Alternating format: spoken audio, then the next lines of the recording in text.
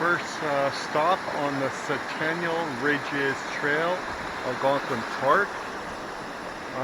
There was quite a few people that started at the same time, maybe a group of 10 people.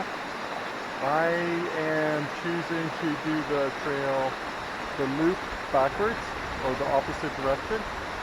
I read that a lot of the good stuff is at the first half of the trail.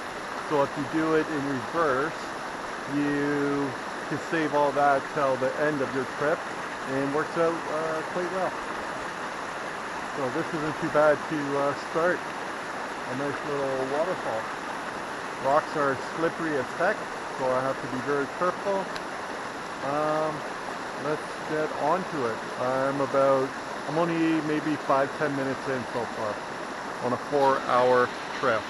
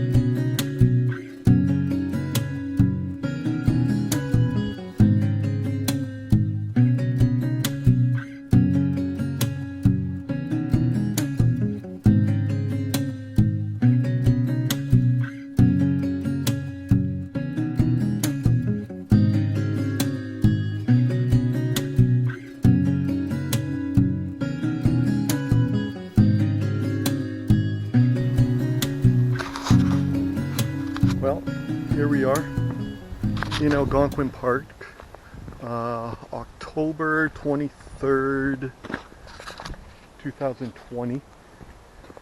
I actually see a campground down there on that peak. I had some vacation days left at work, so I decided to take a Friday off to get away, get out in nature.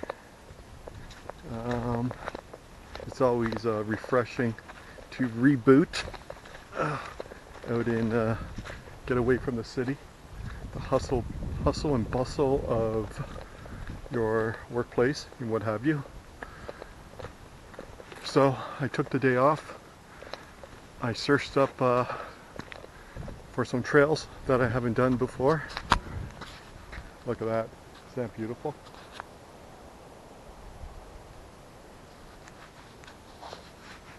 And what I like to do is search for the hardest trails I can find, give myself a bit of a challenge.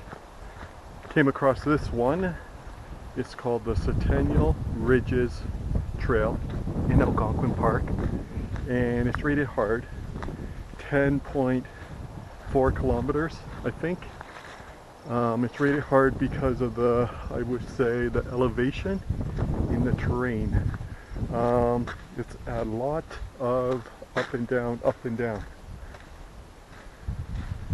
I just had the drone out a few minutes ago, going out over the Algonquin Park here, just moving further and further away from me. So I will include that in the video, in the final video. If it worked out okay, I think it did. So October 23rd, 2020. Today is surprisingly warm. We have been getting weather recently down to like 5-7 degrees in the daytime. And today is going to be 19. I think it's going to feel like 25. This trail, what I have read on reviews is most people finish it in 4 hours, but that's usually non-stop hiking. I will be stopping. I'm taking my time. I'm not here to try to just get the trail done. I'm here to enjoy my day. If I'm here at nighttime, still on the trail, I'm with me. So I anticipate 5 to 6 hours of hiking. This is pretty cool. Boom, boom, boom. Yep. It's not about speed with me. I don't like to hike fast. I like to enjoy the journey. This is a lookout. I think I will. What's going on here? I think I'll take the drone out one more time. Get one going on here. There's nobody around right now, so I'm not going to annoy anyone. Fairly windy out. The drone is spec'd to handle 40 kilometers per hour wind. The app actually gives you warnings that it's above that and maybe you don't want to fly. But I don't think this is 40 kilometers yet. So when I started the trail earlier this morning, or an hour ago, there was about 10 more people getting on the trail. So there's a short section and then it breaks left or right, and the trail is a big loop. They have an arrow pointing left, and then they have lookout markers 1 through 12. I went right, everyone else went left.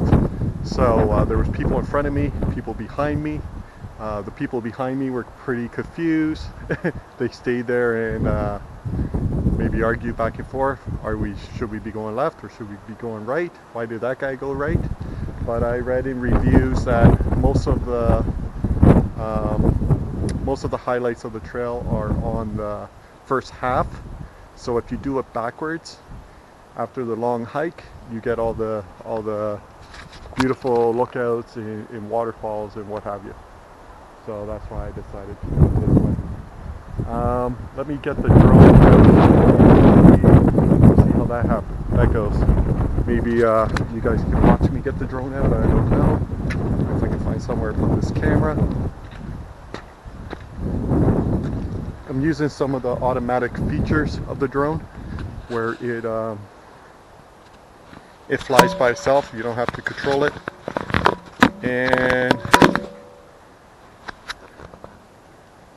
And when you do that, it takes a very steady shot. I don't think this is going to work. I have nowhere to put the camera right now. My tripod is buried in the bottom of my bag. I have a Gorilla pod. And after I do this, I will give you a little bit of update. Okay.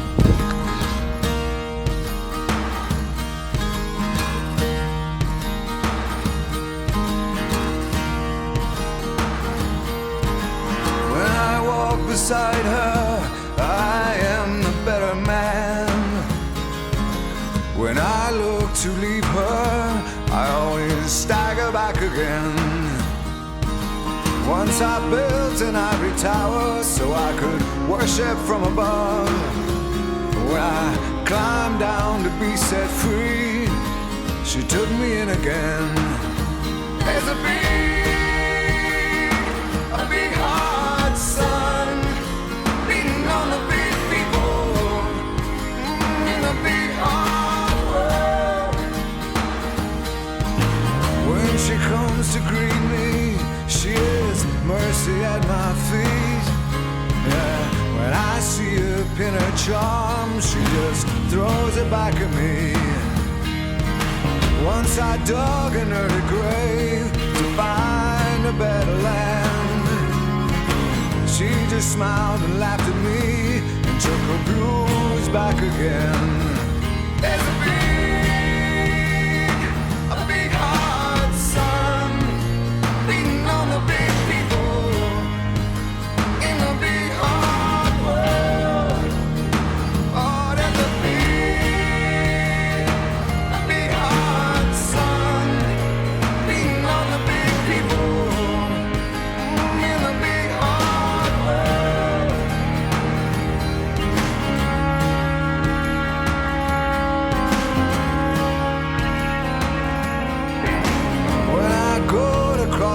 river, she is comfort by my side. When I try to understand, she just opens up her hands.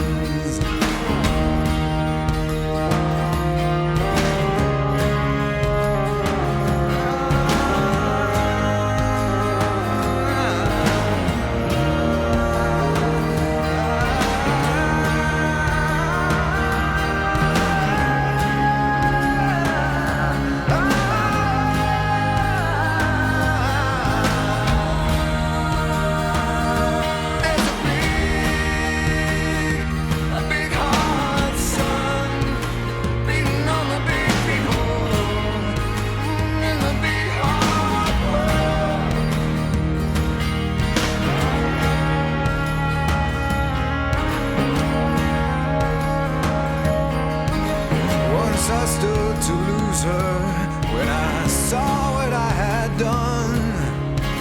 Bound down and flew away the hours of her garden and her son. So I tried to warn her, I turned to see her weep. 40 days and 40 nights, and it's still coming down me. So I'm an hour and a half into it. The sky is much cloudier now. Even though I checked the weather before I came in and it said sun all day, partly cloudy. Weather forecast on the radio said rain, but we'll see what happens. I have a raincoat in the back of my backpack. Just wanted to show you this nice little stream.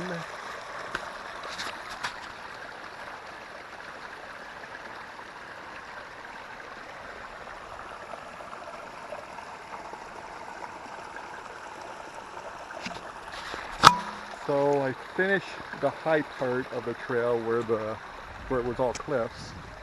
And now I'm down into the forest, and it's quite warm and humid in here. This shirt is doing a great job of keeping in the sweaty air. The absolute opposite of what I want. I do have a breathable shirt, especially for a situation like this.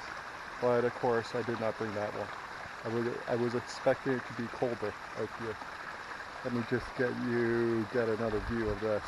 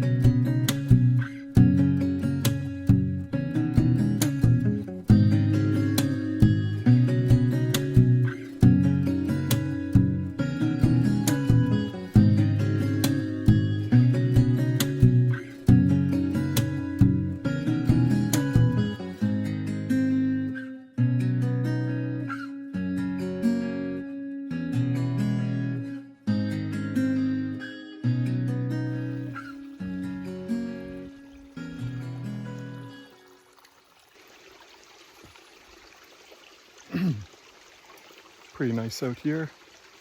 Just enjoying a butter tart with pecans. Pretty good. Algonquin, beautiful hike, beautiful views, and beautiful butter tart. I like.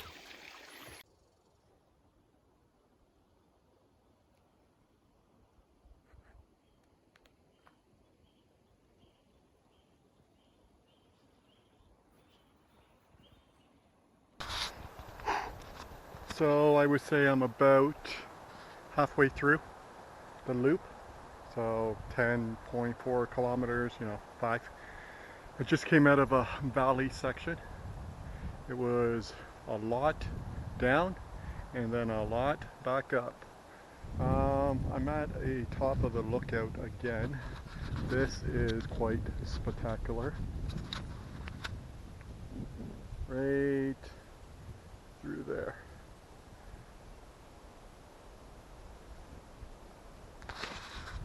I'm sure the camera does not do it justice. I'll take one with my cell phone where I can zoom in, and hopefully it will be a little better. But like always, the best way to experience it is to come here. Yeah, I'm staying on the edge of this slippery rock with a long way to fall. Okay.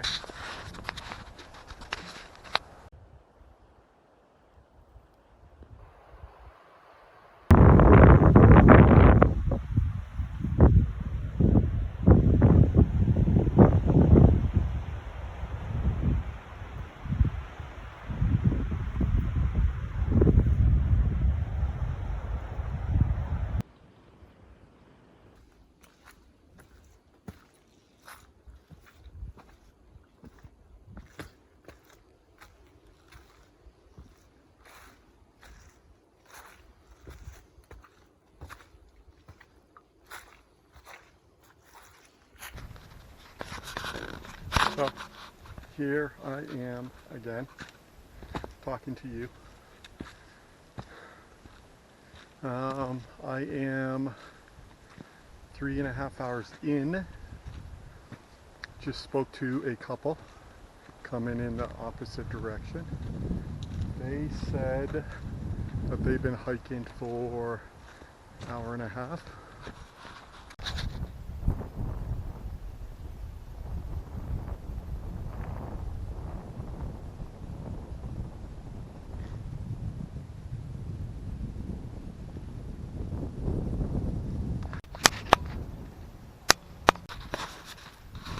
Hi.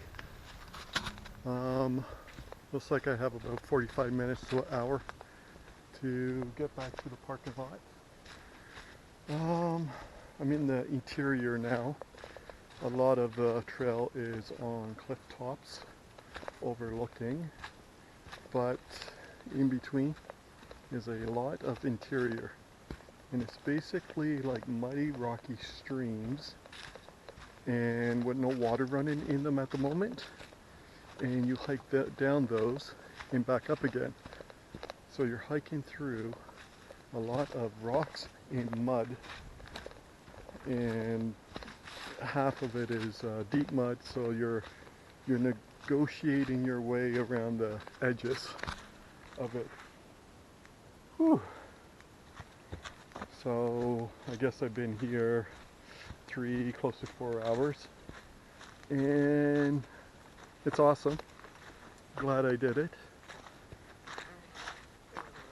Another one check off the bucket list. Funny enough is I had a crazy headache all day yesterday and night and this morning. I think I'm going through quite a bit of stress at work, and I started hiking, and that all went away. So I tell you, can't put a value on fresh air in nature. I think it could cure anything. Yeah, so maybe I'll just talk about hiking a bit. What I like to do is I like to have good gear. When I mean good, I don't mean the most expensive. I don't mean what they would call the best. I mean what is the best for me in the long run. So usually what I do is some research. A search like best hiking boots. Go to the first couple of websites that pop up that have done reviews and ratings. Then I'll look at like the top 3 or 5 there and go through all the websites and see what item keeps coming up as either number 1 or in the top 5 or 3. Then I'll go try that out, and it might be expensive, it might not be, but in the end you gotta put the value where it is.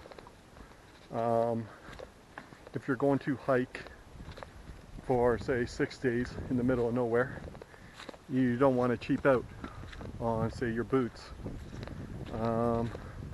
or if you're only going to buy one tent and you want it to last 10 years, don't cheap out. Put the money up front and take care of your equipment. Don't abuse it. So I bought a amazing tent. Even today, I think it's just over 10 years old. Even today, if you Google best tent, it will still keep coming up. Even the newer models, the new model, but either way. I bought a MSR 3-person. I think it's called a Mother Hubbard. Their 2-person is Hubbard, Hubbard, and one person is a Hubbard. So I bought a 3-person because it gives you a lot of room when you bring your children along, and it's also light. Man, that thing is durable and amazing. It's performing just as well 10, 11 years later as it did when I bought it. Amazing. As for the boots, I made friends with one of the employees at Atmosphere, which is a camping store run by Sport Check. As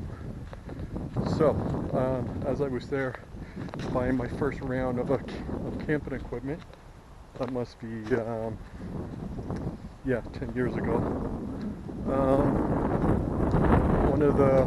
I got talking to one of the employees. He apparently just moved here from Calgary, and he actually camps and hikes and kayaks and rock climbs. He does it all. So he gave me some good solid advice. I went there to buy North Face boots. He told me forget about the brand, the price, or whatever the hype is. Try on a couple of pairs, walk around the store 15-30 minutes, do your shopping, and see which ones you can live with. It was good advice. I bought a pair of Solomon, fully waterproof. I guess they call it about a 3/4 boot. It's just wraps around your ankle, gives you protection there. I love those boots. They were amazing. The only problem is the first pair, glue came apart on the corner where your the ball of your foot area, where your foot buckles, and the waterproof died because of that. I brought them back. They gave me a brand new pair, no charge. And then the new pair, similar thing happened about 2 years later. Amazingly comfortable, but the build quality was sad. And where was I when they came apart? I was in Frontenac Provincial Park in October, walking through a marsh that was covered with ice from the cold morning. My foot went through the ice, the water went up over my boot, or on the top part of my boot, and my foot was soaked. The way I like to hike is if I'm doing a serious hike, I bring as little with me as possible. The less you carry, the more satisfying, the more happy you'll be in your hike. So I had one pair of socks and they were wet. And then later on the next morning I had a pain in my arm, just so happened. I look at my arm and there was a tick burrowing its way under my skin.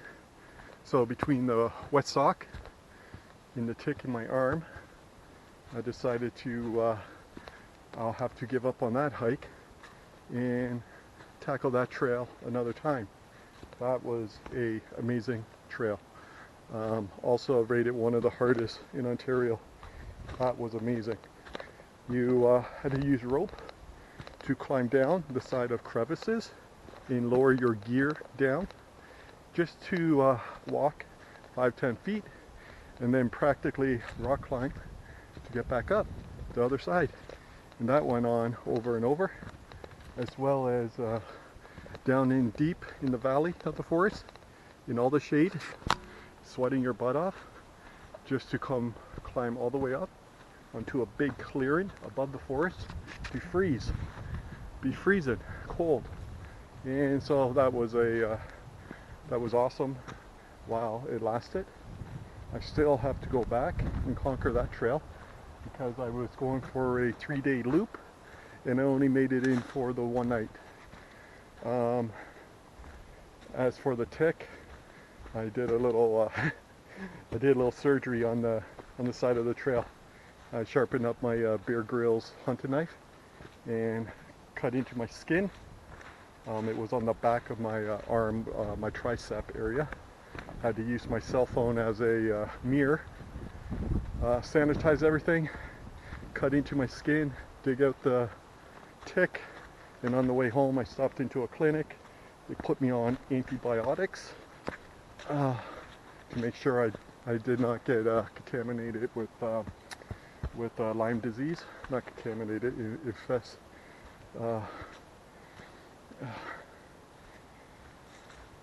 Lyme disease in me, infected.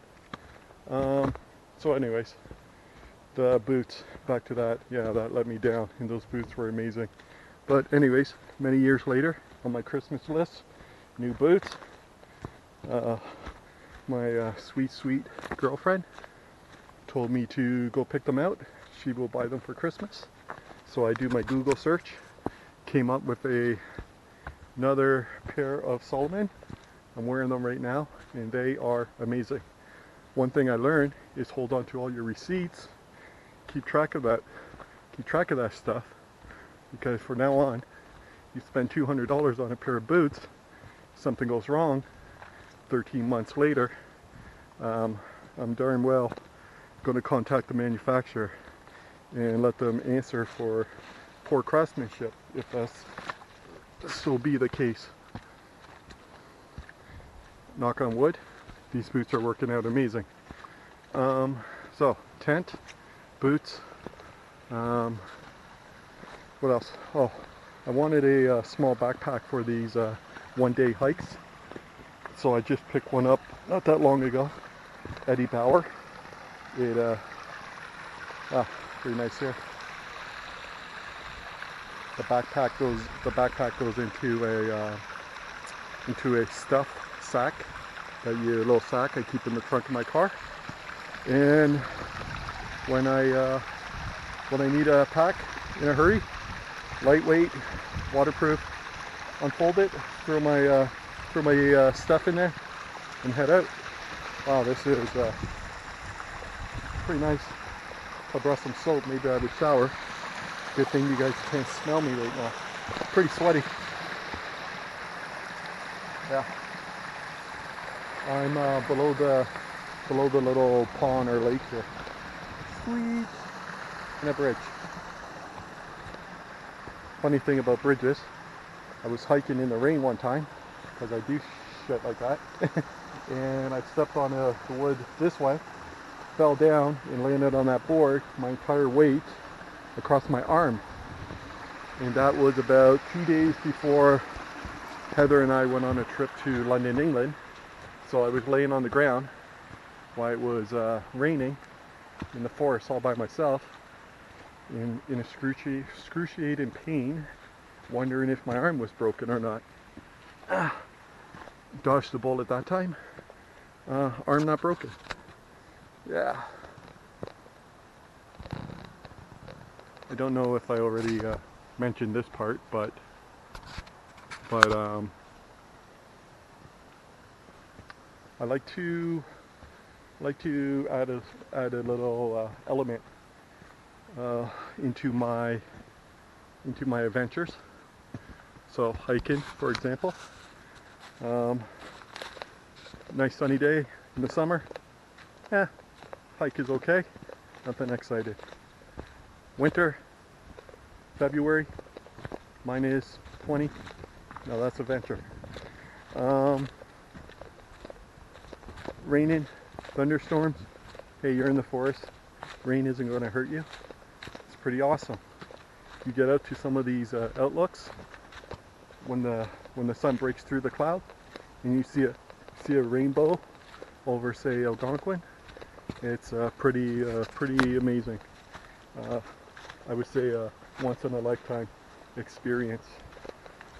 Another thing I found out is that every August in Ontario there's a massive meteor shower that comes over for about 3 days.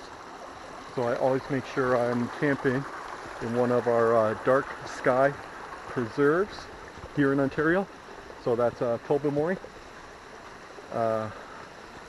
Tobermory, and this year was Killbear campsite. Dark Sky Preserve there's a ban on light pollution in those areas of Ontario. All the lights on buildings, houses, street lights, they have covers on the top, so the light can only go down, not up. And the sky is amazing in those areas. There's about 3 or 4 areas in Ontario, and I think about 13 across Canada. And if you want to see stars, you'll see more stars you ever seen in your whole life. Pretty nice. If it was warmer, I wouldn't mind getting a drink. I'll dig up my water bottle soon. Sun is starting to come back out. One issue about this grab and go backpack I have, Eddie Bauer, it's doesn't breathe on the back of my shirt, on my back, and my back is soaked. I bet you I could wring it out and get probably half a liter of sweat. I know, gross. This trail. So I was down in the valley. Now I'm going up to another lookout. There's, I think, 12 lookouts. Well, there's 12 markers along the trail. I think they're all lookouts. And so you do this 12 times. Down, up. It's brutal. A friend of mine did this trail a couple of years ago. Ouch. And her Fitbit said 77 floors climbed. I'm at 14,000 steps over now. I started when I started the trail, I was at 2,000. So we'll see where I am at the end. Yeah, these rocks are brutal, slippery. I slipped on a cliff top on an outlook earlier this morning. A little bit scary when you slip near the edge. Okay, hiking pants. The last pair I bought, I wore them every time I did something outside, little adventure, and wore a hole right through the butt. So did my research for new hiking pants, came up with Outdoor Research. These pants are amazing, water resistant. I've been out in hiking in storms with them. You can wear them, they deal with hot weather and cold weather. I have wore them snowboarding underneath my snow pants, and I have wore them hiking in the hot summer. They work both ways. They're stretchy. They have the pockets in the right place that are very seamless to the pants. They're quite amazing. I would check that.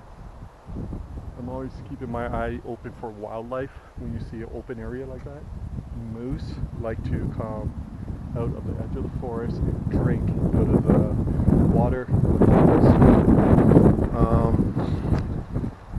I always see a moose when I come to Algonquin. Usually driving on the road through Algonquin, you see them in the marshes on the side of the road. Last couple of times I haven't, but let's see if we can sneak up on one today. Maybe a bear. So boots. Oh yeah, I bought these socks. They have a lifetime warranty, and when I bought them I said challenge accepted. I wear them everywhere. They're kind of thick, but they work great in the summer also because they're very breathable. They don't sweat that much. I forget what they're made of. It's probably organic cotton, because they do not absorb smell. So basically, when I go hiking, I'll bring just one pair of socks with me, and I'll just wear them day in and day out, and they don't smell. Yeah, they're pretty awesome. I'm ready. Want to claim the lifetime warranty deal on them, but they will not die. And they're going on 11 years old. They have many miles in them. Okay, so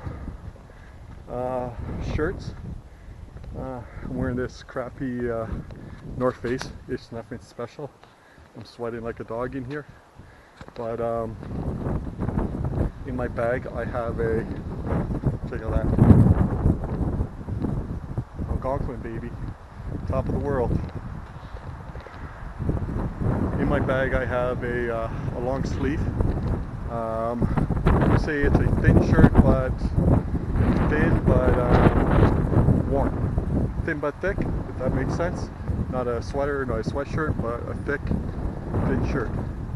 Now Patagonia. It's a Patagonia brand. Absolutely amazing. Company was started by a rock climber who wasn't happy with the clothes he could buy, so he made his own. It was such good quality. People kept paying him to make gear for them. So that was the demand of his product. He claims not to be in it for the money, only for the quality of the product. And it kind of shows. That shirt is quite amazing. Been washed, had it for about 4 years, washed many times. Still feels like brand new. Doesn't lose its shape, doesn't feel any thinner, lighter, or stretch. The company also will do repairs. I think the repairs are free, but either way, they have a truck that drives around North America, and there's a schedule. When it comes to your town, you can bring your Patagonia garment there, coat, sweater, shirt, pants, whatever, and they will do any repairs. Their motto is, if you buy a Patagonia article of clothing, you own it for life, and they want to see that you do. Also, if you do want to trade your Patagonia clothes, you bring in your old, and they give you a discount on the deal. Then they use the old to either recycle or give to needy around the world. So it's a pretty cool company. I also have a Patagonia belt, pretty awesome. One of the best parts is the belt buckle opens up beer bottles. That's a nice little party trick. Yeah, what else? I have a black diamond backpack at home. It's quite amazing. It's the unique feature of it is the waist belt swivels on the back. So as your hips move when you walk, the belt in the backpack swivel. So it's not restricting you, and does not make it difficult for walking or tire you out. I don't know if I mentioned. Yeah, that's pretty much it for the equipment. I have a how do you pronounce it? Nalgene 1 liter water bottle that I'm also trying to see how tough that thing is. It's been tossed around, thrown around, dragged around for years, still going strong. People have offered to buy me new water bottles, but I say heck no, this thing won't die, and I'm keeping it until it does die or doesn't die. Wow, that's a nice marsh down there. I'd like to see a moose or a bear or something walk out. So what do we got? Backpack, water bottle. Sleeping bag is Marmot. Pretty good sleeping bag. I've been using it for 10 years. But the sleeping pad is what's cool. Thermal rest, 2-inch. You blow it up. You could stand on your heel, your entire body, and it will not touch the floor through those 2 inches. It's very very strong. I blow it up pretty much like a rock, hard as a rock. Sleep on it, and there's just enough softness when it's like that. You'll never, well, I have never touched the floor or ground under it. It also offers, the material offers insulation. Found a little cliff. Well, be careful, don't want to fall. That would be a sucky end to the day.